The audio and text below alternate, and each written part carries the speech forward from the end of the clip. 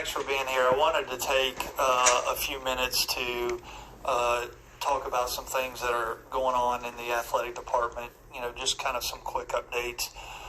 One, it's nice for football to be back. Obviously, we've got soccer and volleyball started as well, but with a few months off of athletic events, it's good to be back and clearly excited about where we are from a football program standpoint, from a stability standpoint, and then a roster standpoint. Obviously, we have depth in a lot of positions, and so excited about what's going to happen this fall. Our season ticket number is right at 14,500. Our Pirate Club staff has been calling all the people that have non-renewed, so we're continuing to beat that drum. I do think we can get over 15,000, which would be a really good number in our league. If you look nationally at schools like us, the Pirates are definitely in the upper third of where our peers are as it relates to football season tickets, so need to continue to push that. The Pirates Unite campaign is going really well. That was a $60 million campaign. We've got $23 million raised in about 15 months. So really encourage what Ryan Robinson, our Pirate Club staff, has done in our donor base. Just really pleased with where that is. Record-breaking numbers in 2022. Our indoor building, we're right around 15 million raised on that. I'd like to get to 20 million by December. I think ultimately that building is going to be somewhere between 22 and 25 million to construct. So pretty far down the path with where that building is. Our baseball building, we've got about 4.4 million raised on what we're estimating is about a $7 million project. We've got our teams building expansion that we continue to look at to give more space for our Olympic sports teams. Our Menzies lighting, for those of you that experienced Menzies towards the end of basketball season, we actually began work today to replace our lights in Menzies. Those will be LED lights. So really encouraged and excited about atmosphere-wise what that'll bring. Obviously, we'll be able to do new colors and different things. And then in September, we will install new seats on the lower level north side. Those will be chair-back retractable seats that will be located behind the team benches. We're also going to make a walkway from the bottom all the way to the top section. So you'll actually be able to go from right behind the benches or the floor and walk up the middle to go to restrooms, concessions, etc. And we do think that our ebb and flow of foot traffic will change with that. And I think it'll be a really nice addition, both for those individuals that sit there, but also I think when we do our ESPN Plus streaming or it's on TV, that's going to be a heightened addition. It will certainly make the arena a lot more presentable. The other thing I wanted to talk about just briefly, and I'll be happy to take any questions that anyone has, is if you look over the last 48 months in intercollegiate athletics, there has been what I would call turmoil and chaos on a lot of fronts. Obviously, you have, the transfer portal that came about. You have NIL, name, image, and likeness, which I'm supportive of our student athletes being compensated for that. It just is realignment is, the topic for the next, few hours. And so it is all... getting a strobe light effect here. It is there's a lot going on in intercollegiate athletics, and we're all reacting to it. As it relates to our realignment, I'm on the phone with our conference office weekly getting updates of where we are. Certainly, as you look across the landscape, I don't think that realignment is going to stop for a while. I think it's going to be, continuous for a good amount of time. And, I want to assure everyone, the Pirates are in a good place. We sell a lot of tickets. We have a lot of people come to our games. If you look at our ESPN and ESPN Plus broadcast, we are on the higher end of our peers. And so we are doing a lot of good things. Our athletic footprint from a facility standpoint is in really good shape.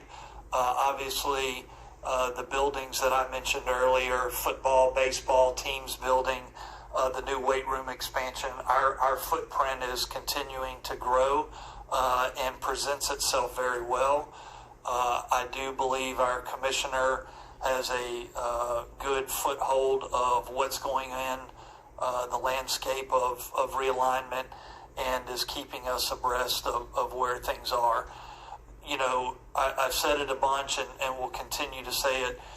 The more things that we can be the best version of ourselves, the better we, look from an attractiveness standpoint, and the more revenue we create for ourselves in the American athletic. And that means we've got to continue to invest.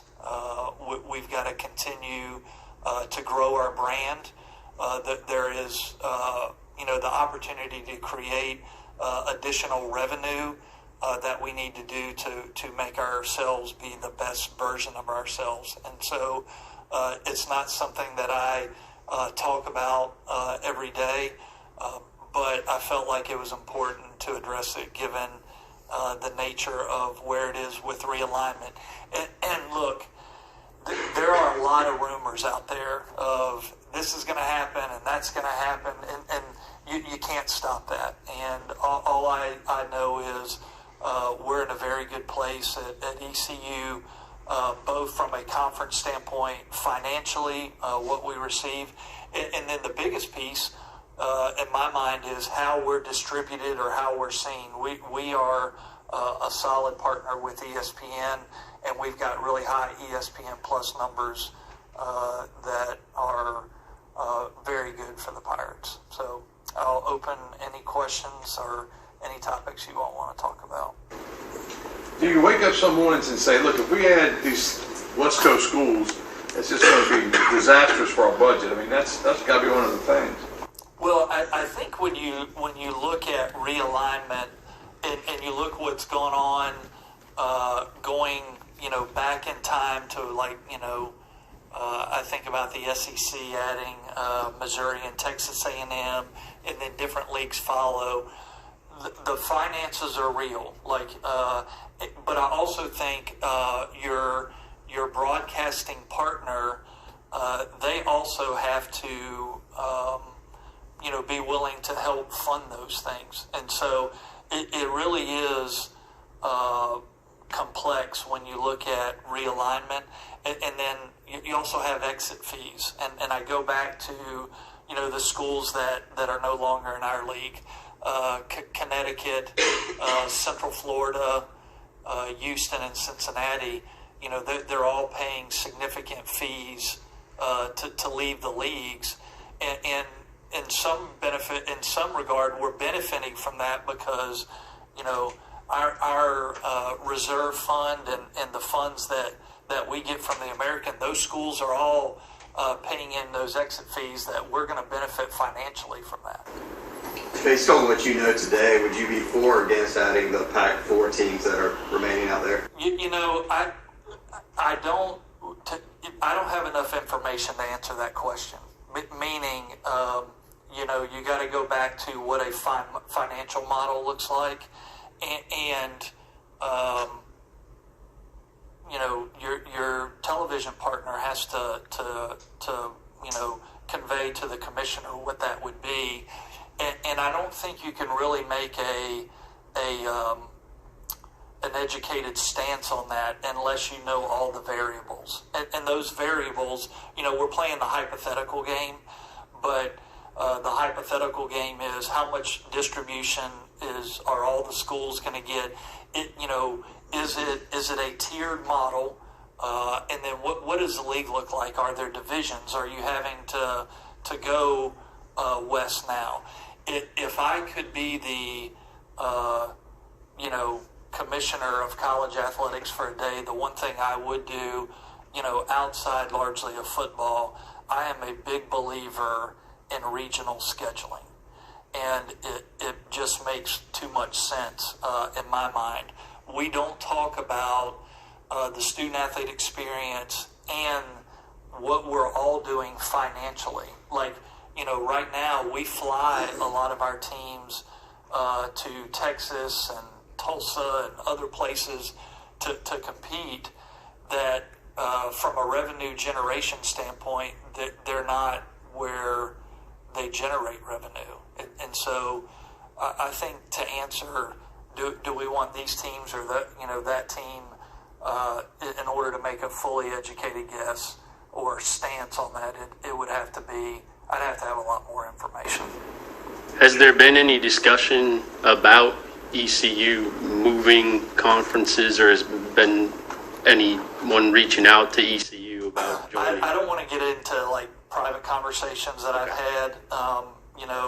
I continue as the director of athletics to advocate for our institution, and I point out all the many positives that this athletic department and this institution brings.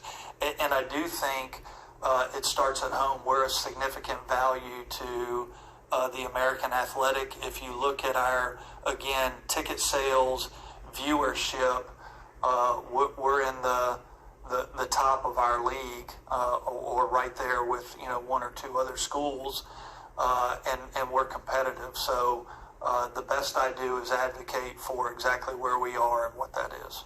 I was going to ask, from a conference realignment standpoint, when people are reporting this, they always mention, Tulane, SMU, Memphis, ECU maybe not mentioned in that. Is that, part of the frustration maybe you feel like ECU doesn't get the recognition? I don't really, like the people that are mentioning that, I really don't pay attention to. There's so much speculation. Like I do, not to talk about other leagues other than in this regard. The Mountain West schools have a $34 million exit fee. The AAC, depending on how much notice you give, it could be somewhere between 15 and 20 million plus, to exit the league. Mountain West is 34 million. So like when everybody sees the diagram of East-West and you see all these Mountain West schools, that's a $34 million price tag for them to leave. That's steep. And so I think a lot of it is speculation, and, it's the rumor mill and all of that will continue to play itself out. From a financial standpoint, what do you think of the tiered system that's kind of breaking out in this new conference realignment? You can come to the party, but your piece of the pie is going to be much smaller. Yeah, well, I think if, some of the conferences that have realigned and you see the large talk in the ACC about a tiered distribution system, I think you have to look, if you look at one of the strongest leagues is the Southeastern Conference, and I spent 20 plus years in that league, there is a consistent distribution model in that league. Now, some teams make more than others depending on NCAA units in basketball and some other things, but by and large, the distribution's pretty equal. I think from a positive standpoint, if you go to a tiered model, depending on the league you're in, the tiered model, if we do it on actual viewership, not your TV market, I feel pretty good about where the Pirates are because we do get a lot of people that watch our events. I get the ESPN Plus numbers, Greg Pierce and his staff that produce our games. When you pull up a baseball game or a soccer game or, whatever it is a very high level production. So I would feel pretty good about, being in a model that is based on, viewership. I certainly would be open to that. How much are you on the phone right now with all this going on, trying to decipher what's real and what's not? Yeah, daily. I'm on the phone daily, making sure that, one, I have a full grasp of what's going on nationally, and then also certainly am keeping the chancellor abreast to, what is real and what the discussions are and financially where everything is. And so I feel really, we're in a good place right now, and I want to continue.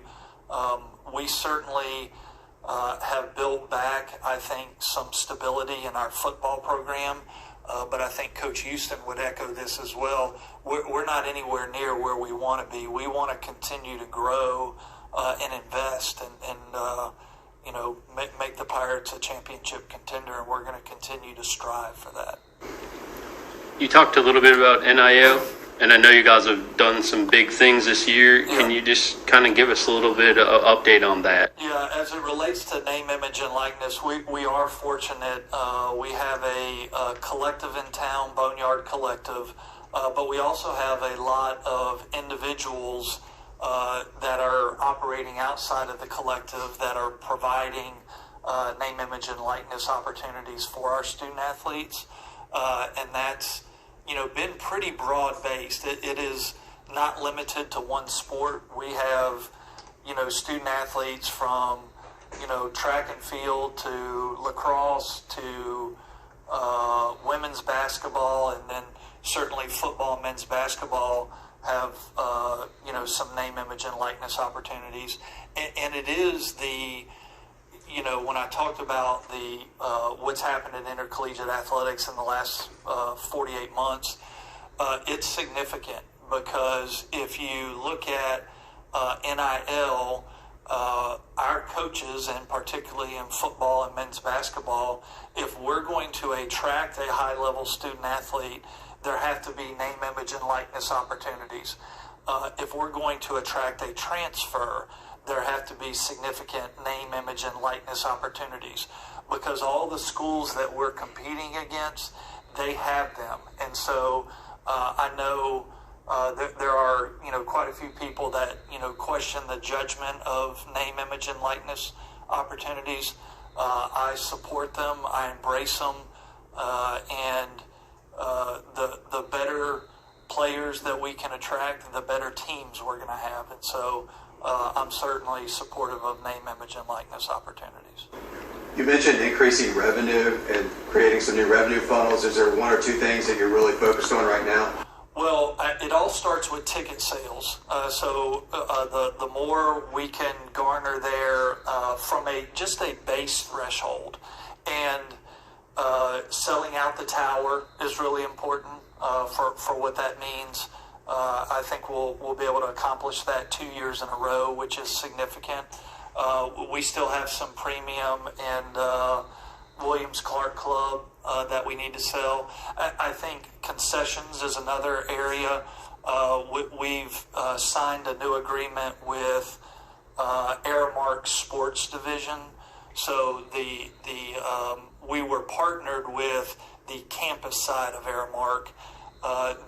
Beginning this year, we're going to partner with the Aramark Sports Division. So the people that actually run major venues will be here. And so excited about what that will bring us from a revenue standpoint. The more success that you have, the more T-shirts and vending items you sell. Our revenue is actually up in those areas for a variety of reasons. And then the third piece that you really have to look at are all the contracts, all the third-party contracts that we have, making sure that we're utilizing those to the fullest to bring the most amount of revenue. And then we're also, we rent our athletic facilities out a good bit. We talk about having, concerts and other events in our venues to try to get additional revenue, and we will continue to look at those things. Anything else for John? Coach Houston just came in. Do you feel like it's feasible y'all can break ground on the indoor facility by early next year, or is that too steep of a goal? What do you feel? Well, I think when based on where we are fundraising wise, if it is 22 to 25 million and we're at 15, my easy math says we've got about 10 million to go, which I think is doable and we can get there. Then you have the construction piece, and when you build something on a college campus, it takes time because you have to go through a lot of state processes. I think reasonable. I think we've got to get the cash before we, get to breaking ground. But I feel good about where we are and the direction. Our donors have really stepped up in a meaningful way, and they continue to do that. We just need to close the gap on this additional 10 million. Yo, what's going on, y'all? This is JON, assistant track and field coach at East Carolina University. You are plugged into the Sports Objective Podcast. If you are a fan, you are plugged into the right place. And if you're really a fan, you will share that link. My heart is purple and gold. I'm a pirate down to my soul. And I don't back down, not at all. Find out when the cannons explode. Boom!